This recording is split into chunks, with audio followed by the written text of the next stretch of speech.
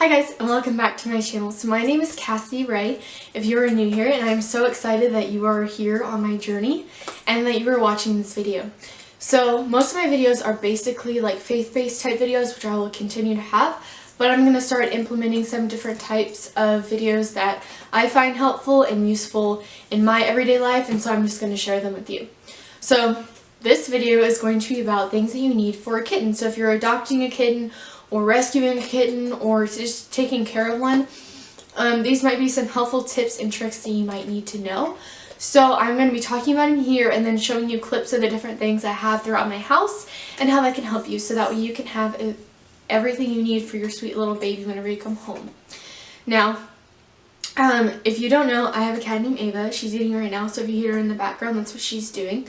And so I kind of did trial and error to where I understood kind of like figuring out what I needed to get for her, and now I think I have it really figured out, so that's why I'm helping you here. So the first thing, which I think everybody knows that you need, is like a food bowl, water bowl, litter, a litter box, and a scoop. It's called a cat scoop and whatnot. So and then also you need gloves. Gloves are really important whenever you're taking out the litter or the poop. Basically, it's important to have gloves. You can get reusable gloves at the dollar store. Furniture Gallery. Number 10, locally owned family business. Over 25 years of serving West Texas. Low overhead and volume buy. Best prices in West Texas. No games and no guarantee. Always 12 months, no interest.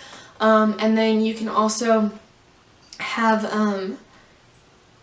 yeah, that's pretty much what I have. And then for the food and water bowl, I would recommend, just my cat personally, I guess, has this issue. She's super messy and she leaves like little crumbs everywhere. And so I just put 2 planks of wood basically underneath. The world, and we looked at each other and we said, how are we going to make a show about houses? What are we going to do? We had no idea, we had no script.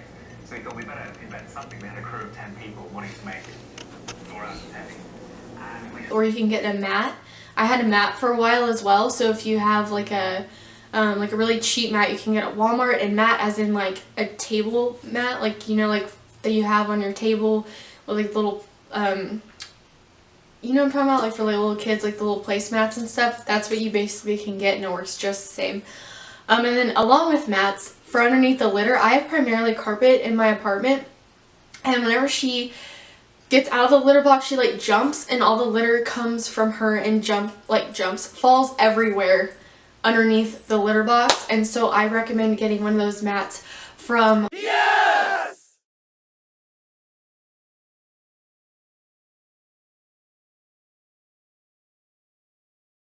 Walmart. They're like $8, I think. They're like crazy, but they're definitely beneficial.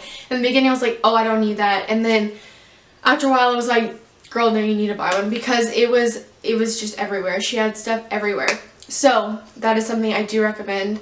And then I also have a little stand for my poop scoop, basically, or the cat scoop. And I have like a piece of wood and it's got a nail in it and just kind of sticks on there.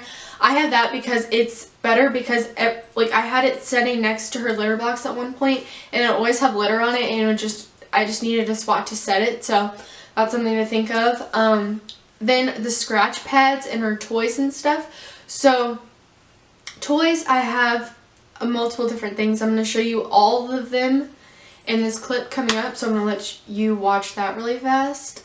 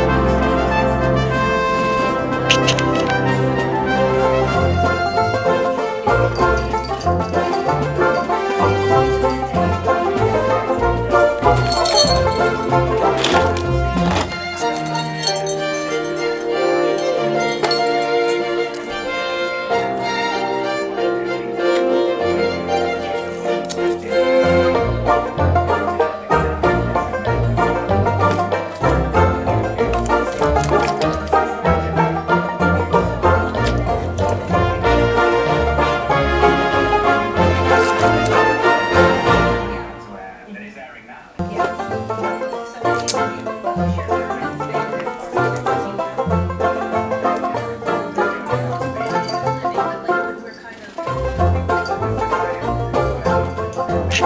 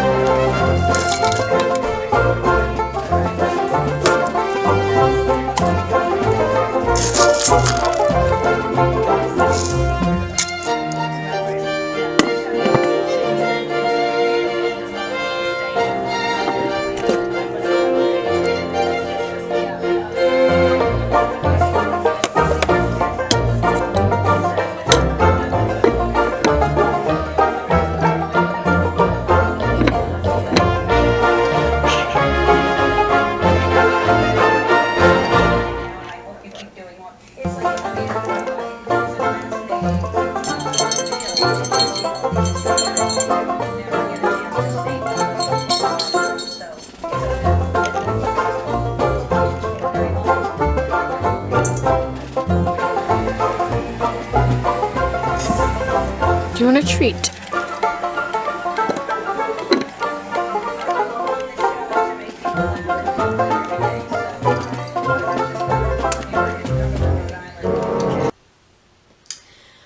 And then I have scratch pads, and I put the scratch pads where I know that she's going to scratch. So I have some underneath the TV in my living room, and then I have one underneath in my bedroom.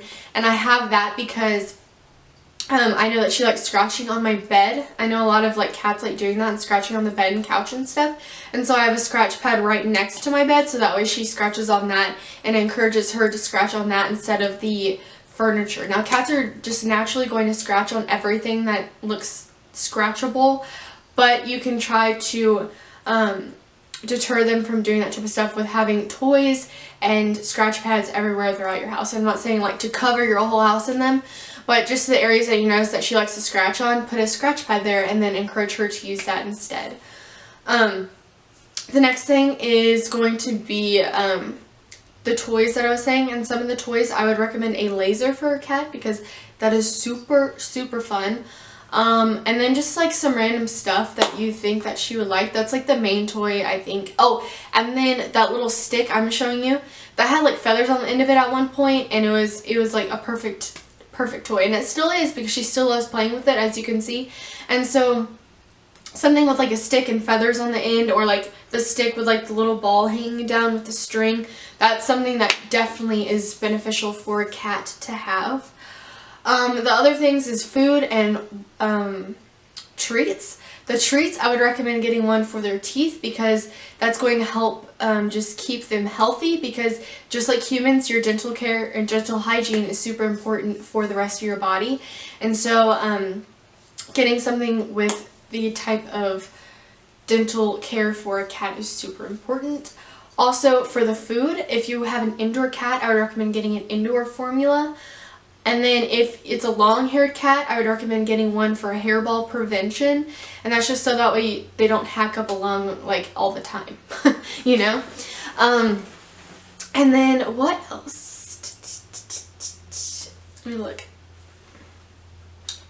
Okay, so for the kennel and sleeping arrangement stuff, my cat started out in a kennel and she would sleep like most of the night, but then it would be like 6 in the morning, she'd like meow meow meow like all night. At some point she was just like meowing all night and I was like, ugh, gross. But I kept her in there because I was like, you know what, I'm not gonna let her like, I'm gonna let her like self-soothe and go to sleep. But then somehow one night, like I guess I didn't close it all the way, like her little top, like her kennel has like a top hatch and like a front hatch like where it normally is. And so she somehow got out of there and crawled up to my bed, like scratched her way up to my bed and slept with me like all night. And she sleeps like right next to me now. And ever since then, I pretty much just let her stay there because it wasn't that big of a deal to me. But if that's not something that you want, don't let them sleep in your bedroom. Start them off in that one spot as a kitten so they get used to it and that type of thing. And if they're from a kennel, I think that they're going to be used to being in one spot wherever you kind of keep them. So just thoughts. And then also the flea treatment type situations. I know a lot of people are against flea treatments. So I do a mixture of both. I get the, well, I'll just show you. There's a clip of it, and that's the flea treatment that I use. And then I have the little pink bottle that you saw whenever I was showing you all the toys. And that one has coconut oil in it, or any type of oil basically that you can use on your face. I have in there. And then I have apple cider vinegar, and there's one more thing in there. There's water, and then like a tiny bit of salt. And basically the reason why you put all this together is because it drops the pH on their skin and in their fur and that type of thing, and it basically helps kill the bugs or fleas or whatever. And so that's something that if you are interested in doing, that's kind of like a recipe that was on Pinterest. So I definitely recommend doing your own research. Do not take my own advice. I'm not an expert. But, so just kind of like keep that in mind. I put coconut oil in it so that way it would make her coat like really soft. And I did that so that way, because all the things that I have inside there drops again the pH and makes her have like dry skin. So I put coconut oil on her, and that helps, seemingly helps. Also, the actual flea treatment that I use is Pet Armor, and that is every 3 months you have to apply it. So every month I apply the one in the pink bottle, and then every 3 months I apply the other one, just so that way she has like double protection, because I live in an apartment and so they have different animals around me, and I don't want her getting the fleas or whatever else bug wise that you would have. So that's kind of an important thing to talk about. And then if they already have fleas, get Dawn soap. Wash them in Dawn soap. Don't get like one of those expensive brand like soaps. Just get a Dawn soap, and that's a really good cleaning for around your house. And so it's multi-purpose, and it's also helpful for your cat. Just make sure that she doesn't get into it and eat it and that type of thing. And then, oh, the reason why is because it kills fleas on contact. So if they have fleas, you need to wash them in Dawn soap and then apply the treatments of whichever one you would like to choose for the flea treatment and get rid of them. They also have tabs that get rid of them as well. So if that's something you need to do, just a thought to think about. And then for cleaning, a cat is not that gross, but she leaves like crumbs, and the main reason is because I have carpet. If I had hardwood, it wouldn't be a big deal, but I have carpet, and so I like to make sure everything is clean. Again, as I said, I live in an apartment, and so I like to make sure that my carpet and everything, I don't have bugs transferring from upstairs to down here or anything like that, especially whenever I have friends over. I don't want them to like have their bugs floating around. Not just like their bugs, but like their pets' bugs getting in my carpet. So I don't know, I'm just kind of weird and like kind of a clean freak. So this is what I have right here, and it's half baking soda and half salt. So I fill it to up here of salt, and then the rest of it is baking soda. And basically what it does is the salt dehydrates and drops the pH and dehydrates the bugs inside your carpet and any type of gross whatever ended up in your carpet. I know I've spilled some stuff on here, and so it like just kind of like helps degrade that and make it into a really hard substance. And then the baking soda kind of absorbs it and then takes it to the top. And so that's a really cheap DIY cleaner for your pet, and just a cleaner in general for your carpet. So just something to think about. And then up here, this is actually where I had the salt, like, you know, like the big containers of salt. I cut it out and put it on here, and so I have it like that.